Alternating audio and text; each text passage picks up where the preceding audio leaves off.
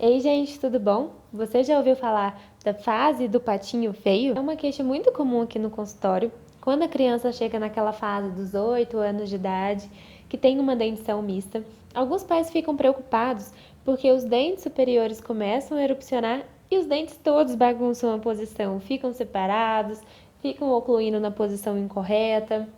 Então, os pais vêm procurar se há necessidade de colocar o aparelho já para resolver esse problema. Porém, eu queria conversar com vocês e falar que a fase do patinho feio, que é essa fase, pode durar de 3 até 4 anos e ela é extremamente normal e saudável para sua criança.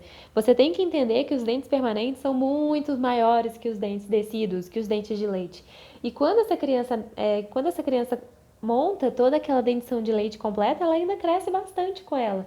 Então, esses espaços são comuns e são necessários, principalmente para conseguir receber todos esses dentes permanentes que são muito maiores até ela atingir a fase de crescimento total.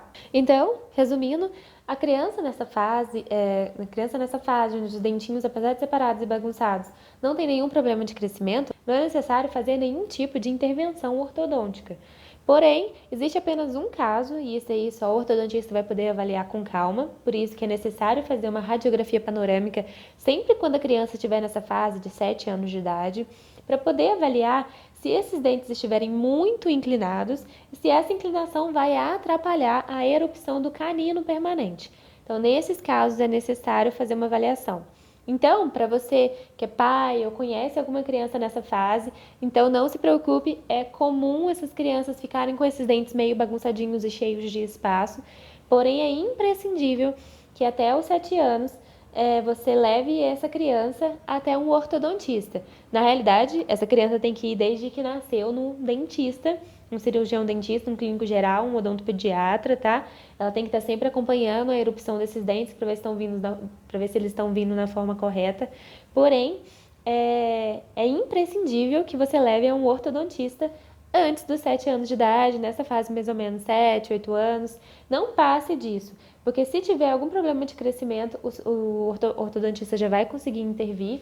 E se tiver algum outro tipo de problema, necessitando o uso do aparelho antecipado, como por exemplo, corrigir a inclinação dos incisivos para ajudar os caninos a descerem, ele já vai poder explicar e isso vai ser feito de uma forma antecipada e muito mais simples. Então, não se preocupe, porque seu patinho feio logo logo vai ter esses espaços fechados, normalmente com a idade, com o crescimento, e ele vai virar o cisne que você tanto espera.